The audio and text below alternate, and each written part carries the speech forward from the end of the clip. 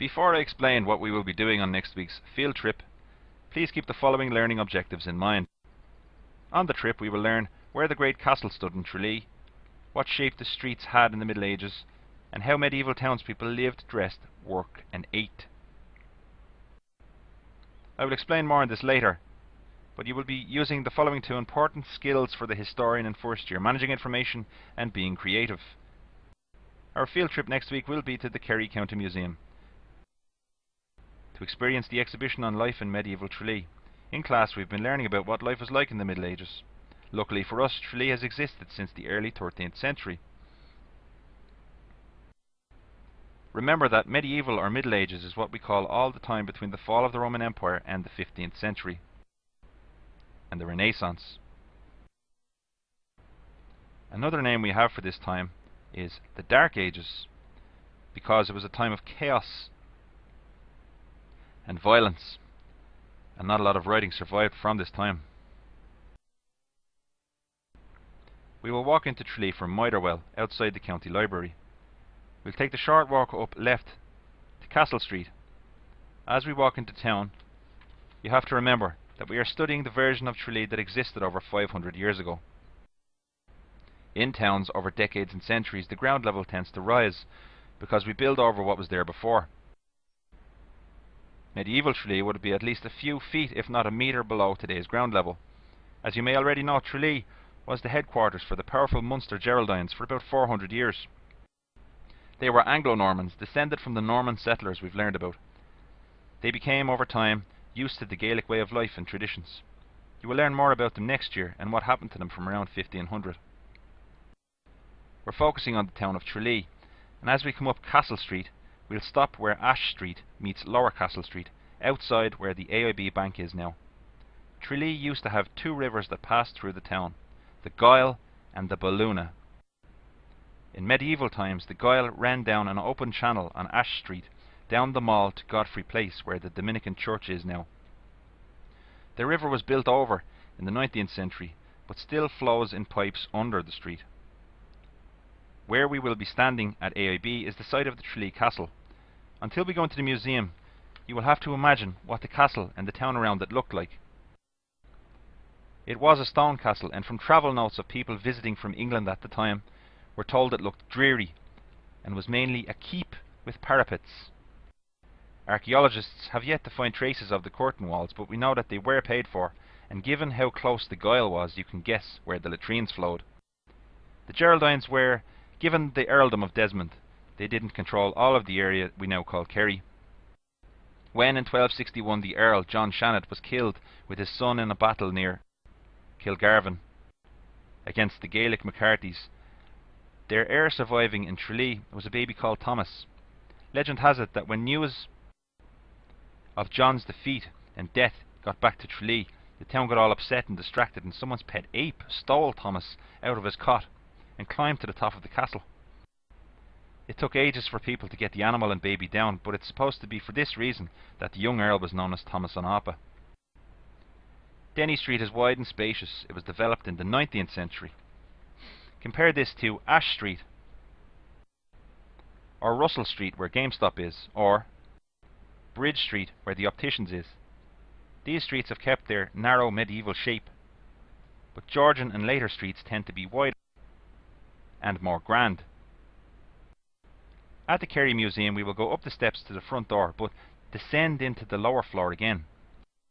Think of this as returning to the original medieval ground level. As we get to the bottom of the stairs, you will be all given this, the activity sheet. You will get the chance to fill this in at the end, but you can fill in answers during the tour if you don't think you'll be able to remember everything. We will begin the tour outside Tralee's walls. Note the messy state of the peasants as they wake up having slept rough under the open sky. As we enter the town under the portcullis, try not to annoy the town guard. He's carrying a nasty looking halberd that will make you have a really bad day.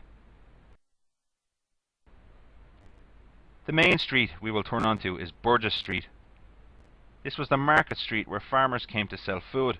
Try when you're on Burgess Street to notice the difference between the mud-walled homes of the poor people and the stone houses of the wealthier merchants. A word of warning, the nasty smell you will get from the open sewer that ran down the middle of the food market. So watch your step.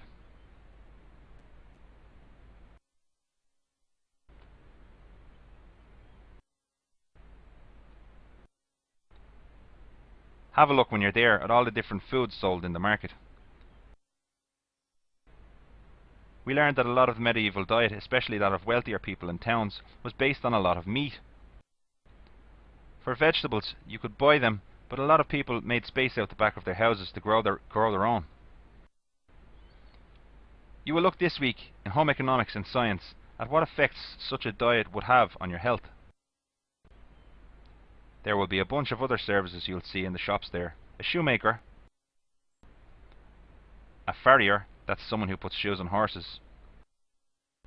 And around the corner on the next street, much like today, you can see that Tralee has more than its fair share of inns. You might not think it today, but Tralee was a really international town in the Middle Ages. The Geraldines kept ties with their cousins, the Gerardinis, in Florence. And Tralee was a trading port with England, France and Spain. Tralee imported wine, salt and iron, and exported leather, wool, timber and fish. Tralee's port was quite small. This week your geography teacher will explain why silting caused larger ships to have to unload onto smaller boats to get goods ashore. The creepiest part of the tour will be a visit to the cloisters of the abbey. The priests here were known as the Blackfriars, because they wore these black hoods. You might be able to hear them chanting and singing. The last thing we will look at will be the medieval knight. You will get a better idea of what kind of armour he wore. Make sure to have a good look at his gauntlets, his chainmail, and his cuirass. In 1580, medieval Tralee was burned down.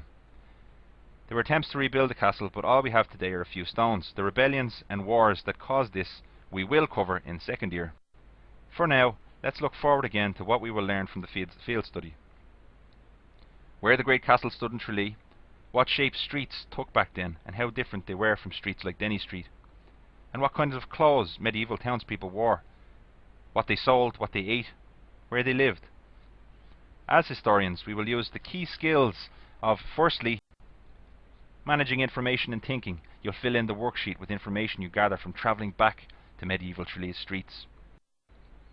Although historians work with evidence, we also need to think creatively.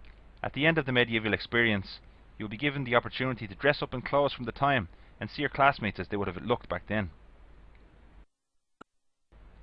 But throughout our tour of modern and medieval Tralee, you will need to use your imagination to picture what life was like in this place, how different it was, and in what ways things are similar.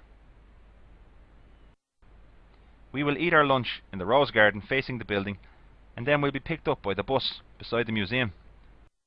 Good luck on your trip back through time. And remember that this is not just about history as it is written in your school books. This is your history of your local area and the town you call home.